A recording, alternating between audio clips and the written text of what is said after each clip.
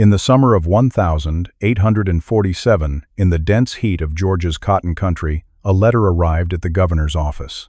The handwriting was shaky, desperate. The words inside would expose a secret so disturbing that even in a nation built on slavery, people would turn away in horror. But this wasn't about rebellion or escape.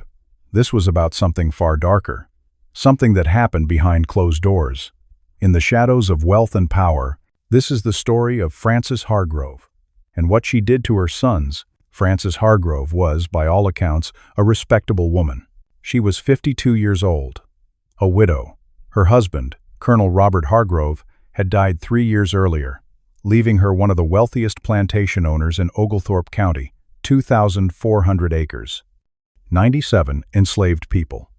A fortune in cotton.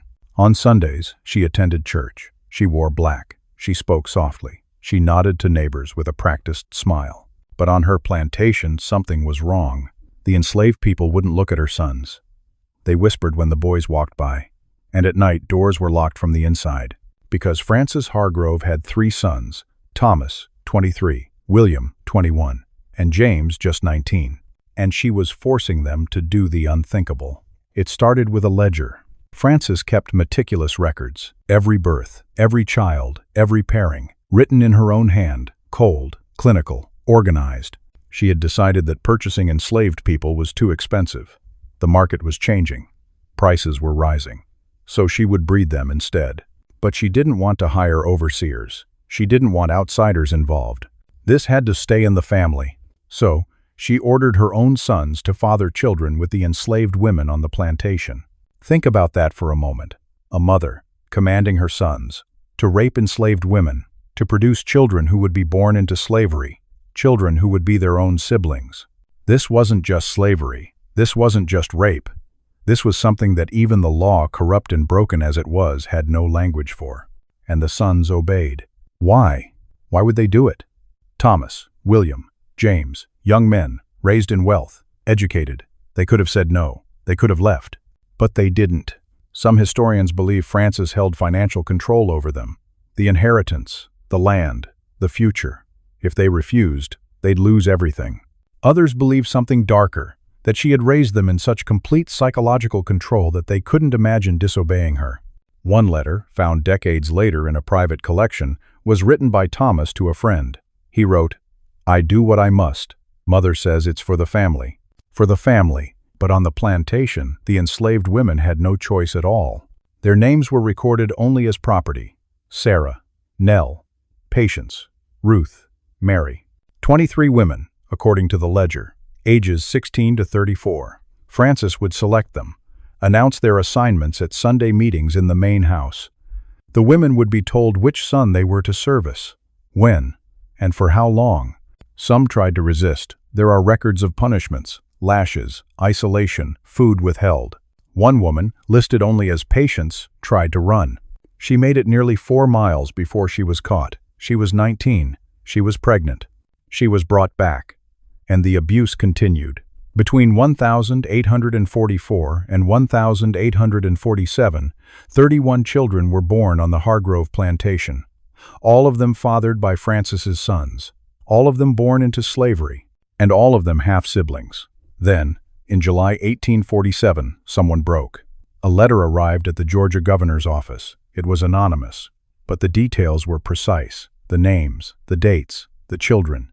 "The widow Hargrove has made her sons into monsters," it read. "They are breeding human beings like cattle." And she watches, she records, she smiles. The governor's office tried to ignore it. This was Georgia. Slavery was legal. What happened on a plantation stayed on a plantation. But the letter was sent to others. Abolitionists in the North, church leaders, even other plantation owners, who found the practice too disturbing to defend. Whispers turned to rumors. Rumors turned to scandal, and scandal forced action. In September 1847, local authorities finally arrived at the Hargrove plantation. They didn't come to free anyone. Let's be clear. They came because the story was becoming inconvenient. They found the ledger. They interviewed enslaved people, though their testimonies were not legally recognized, and they spoke with the sons. Thomas admitted everything, calmly, coldly. "Mother instructed us. We followed her wishes.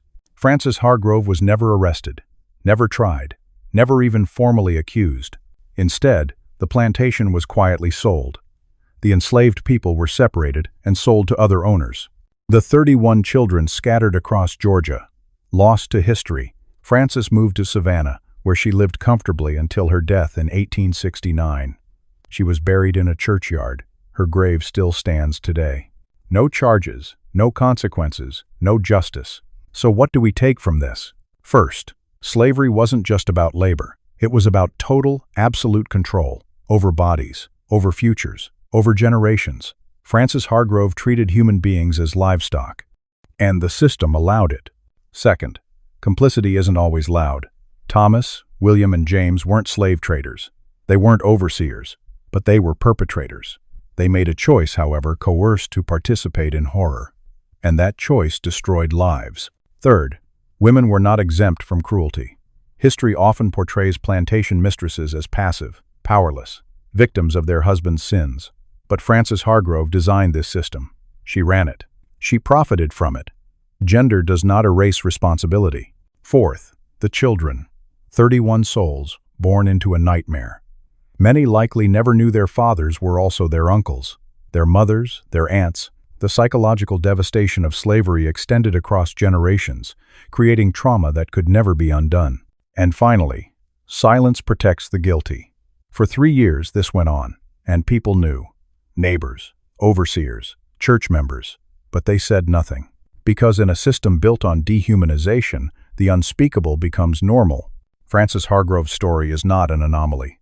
It's a window into the depravity that power, unchecked, can create, into the ways systems of oppression corrupt everyone they touch.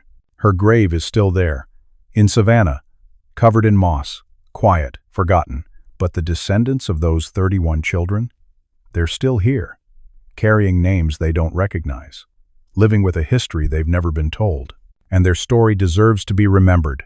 The Hargrove Ledger was discovered in 1932 and is now archived at the Georgia Historical Society. The names of the enslaved women and children have been partially recovered through genealogical research.